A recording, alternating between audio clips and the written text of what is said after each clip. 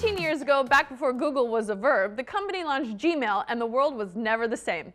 Joining us to help celebrate Gmail's 15th birthday is Justin Burr. Justin, welcome to the show. Hey, thanks for having me. Thanks for being here. So what did we do before Gmail? Honestly, I don't know. It was tough, and it just makes things so much more simple and so much easier. We've got 1 billion or 1.5 billion users right now, so I know it's hard to imagine. 15 years ago, there was no Gmail. When we think of technology, email isn't necessarily the first thing we think of, but Gmail is so easy and intuitive to use. What are some technologies that make that happen?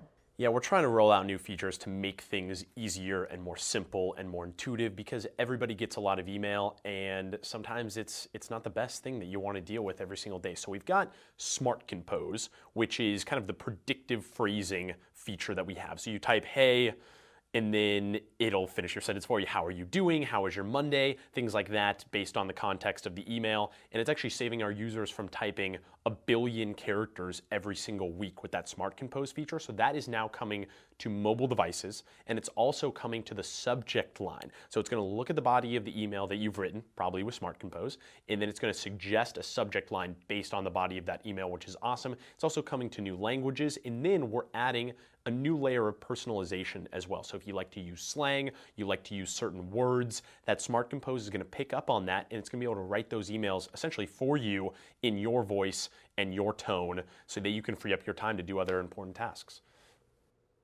Our email is something we always take with us when we travel, and one of the things I love about Gmail is how it helps me stay organized by showing me my flight information. What are some features coming to Gmail that help people who are on the road? Right, that's a great point. I love you get the flight confirmation email to your Gmail, and then it automatically populates to your calendar, so you don't actually need to put it in there. It's got your flight information. You can actually then in your calendar click the confirmation email, brings you back to Gmail, which is really nice. For travelers, we've got the vacation responder. That's not a new feature, but if you put that on there, it'll automatically respond to anybody in your address book or anybody that sends you an email with a specific message that you have there between a specific time period, which is super helpful. But then also a couple other features that just kind of help you when you're out and about and when you're on the go. There's a nudging feature, which is great. So if you don't respond to an email in a couple days, or you send an email that doesn't get responded to in a couple days, then it'll come back to your inbox and it'll say, hey, you need to address this. It's been a few days, so it's just a nice reminder. Also, there's a schedule send feature. So say you write something on a Saturday, but you don't really want to bother anybody on the weekend, send that 8 a.m. Monday morning. It looks like you're on top of your stuff at the beginning of the week, and it just sends it when it's able to be addressed, which is an awesome feature as well. So if someone wants to sign up for their own Gmail account or learn more about what's coming up next for Gmail, where should they go? Yeah, go to Google, search Gmail, and get all the information you need. You can start a Gmail account. You can read about some of the new features that we have, and it'll give you all the information that you need.